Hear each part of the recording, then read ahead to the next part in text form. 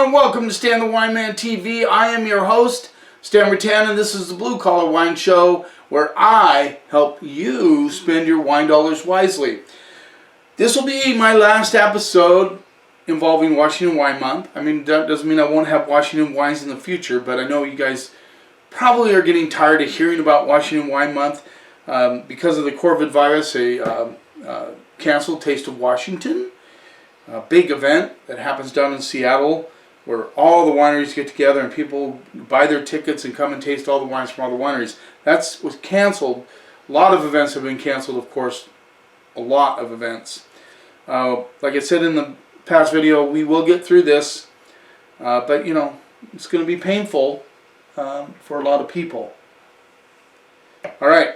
We're going to talk about something that is going to happen more and more in Washington State, and that is California wineries trying to acquire property or wineries up in Washington.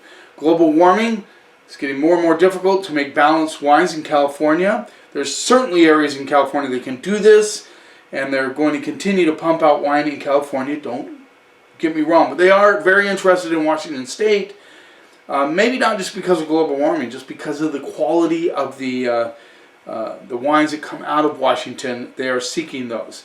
Duckhorn made a big effort to get into Red Mountain.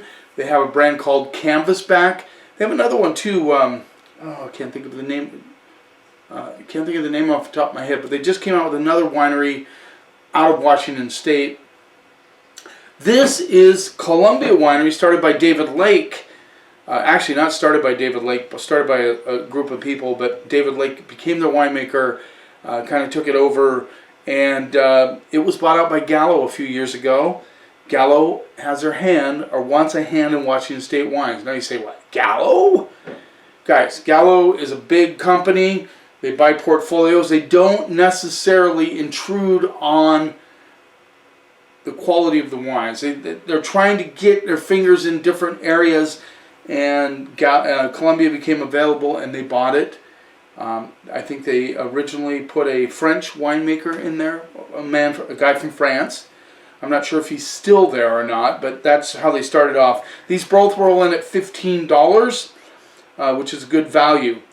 Gallo, amongst other companies like Gallo's kind of one of those companies that they don't call it Gallo, they never will. They'll continue to call it Columbia Winery. There's also other companies that have invested in California wineries that are now, one just bought Owen Rowe, which is a big winery in Washington State. So that's a trend. We may see more and more of that happening. But let's get started right off the bat. We're going to try these two wines from Columbia Winery, owned by Gallo. This is the Columbia Winery Merlot 2017. It gives a vineyard down on a winemaker. Could still be the French winemaker. Maybe. I'm not sure. I didn't look it up. Sorry about that, guys. $15. There you go. Columbia Winery. They've revamped the label. I think it's really cool what they've done. So, yeah. Let's give it a little rinse.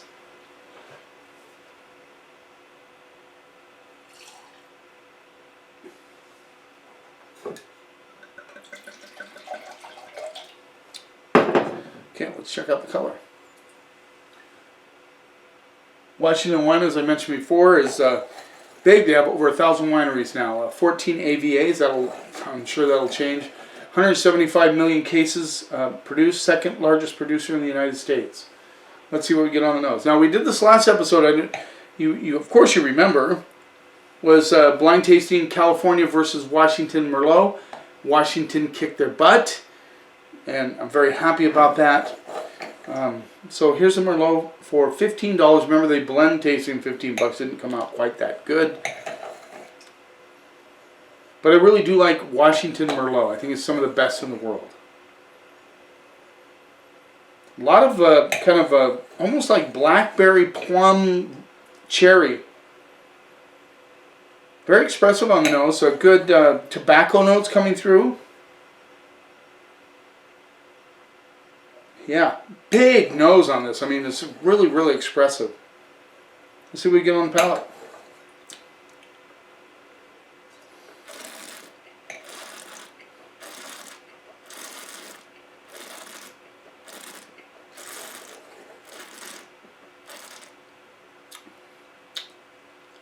Nice balance. A little bit of gritty tannins on the finish. Those currant and plum notes come through really nicely on the palate. Front to finish. Nice balance, good structure. Solid wine, really. Really solid wine. Tobacco hits on the backside.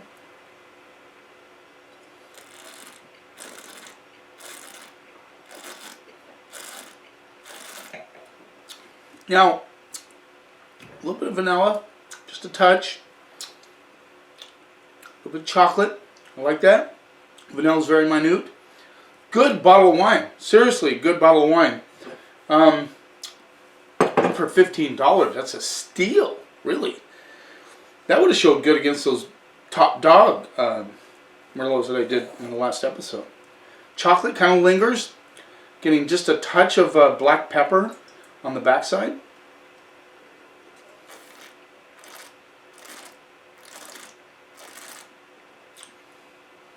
It's ready to drink now. Probably the difference between this Merlot and the ones we tasted in the past episode is that it is ready to drink now. This is solid Merlot for $15. I'm going to go heads up. I'm going to go A-, B+, A-. Solid, good wine. Chocolate notes kind of linger on the backside. A lot of you are going to love this wine. Good representation of Washington State Merlot. I like it. Let's move on. Columbia Winery Cabernet Sauvignon, 2016. This rolls in again at $15. I like the label. Good job, guys.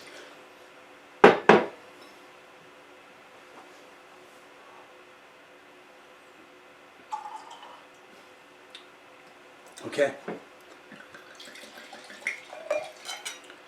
So Cabernet Sauvignon, Washington definitely, I think, has the market cornered on Merlot and Syrah. I think those are probably, in my opinion, some of the two best varietals that come out of Washington State.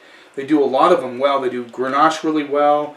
They do Tempranillo really well. They do all of these wines really well. But I think my two favorites out of Washington State are Merlot and Syrah. Cabernet is coming on. In fact, my winery of the year in 2018, Longship Cellars, we sell a ton of their Starship Cab. Great, really nicely priced. Good wine. Let's see what we get on the nose.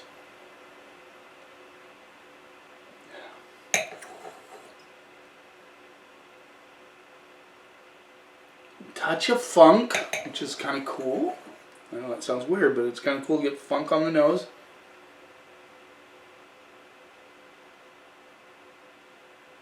Currant notes for sure. Just a tiny kiss. I know it always sounds weird. A little bit of clam coming through.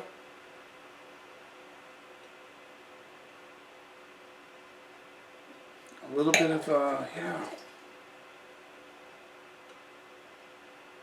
There's definitely some red flower notes on this one. This one's got me kind of thinking, which is always good. Currant's a touch of funk, a little bit of like a dried clamshell. A little bit of bark coming through, a little bit of tobacco. Let's see what we get on the palate.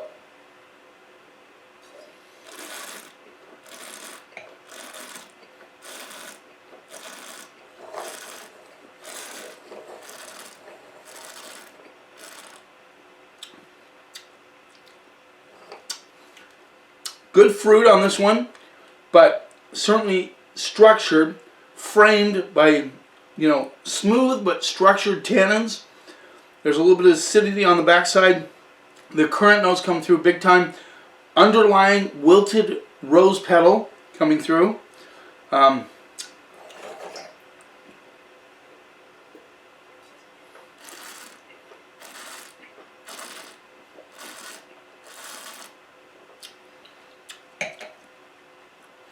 getting a little black plum action on this one as well on the back end.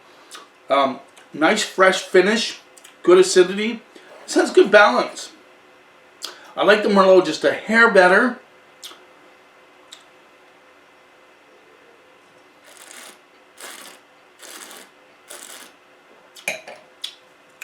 Oh, right there, now that's cool. A little bit of herbaceousness, a little bit of green coming through on the back end of this one. A little bit of tea as well. Just came through right at the back of that one. liked that wine as well. I'm going to go straight up B+, A-. Did I just go straight up A- on this one? I think I did. B+, A-, both solid wines. Now, that being said, see, Gallo comes in, buys this winery, gets a good winemaker. He uses the fruit in the right way. They don't intrude. They don't want them to make mass production wines. They just want solid wine from Washington State, and they've done a very good job. So for $15, these are solid wines, guys. I think you would like them a lot. Thanks for taking a little time out of your day. I know some of you are kind of stuck at home. I hope I'm giving you a little bit of entertainment and education to enjoy during this tough time that we're in. It really is a tough time. And I know a lot of you are worried. Some people are panicking. It's crazy times, but we will get through it. We will. And I hope to be shooting episodes in a little while where I don't mention the COVID-19 virus. Don't forget to subscribe. Don't forget to subscribe to my channel. Tell your friends about this. I'm getting more and more subscribers. I'm very excited about it. I love the comments. You keep watching, and I'll keep helping you spend your wine dollars wisely.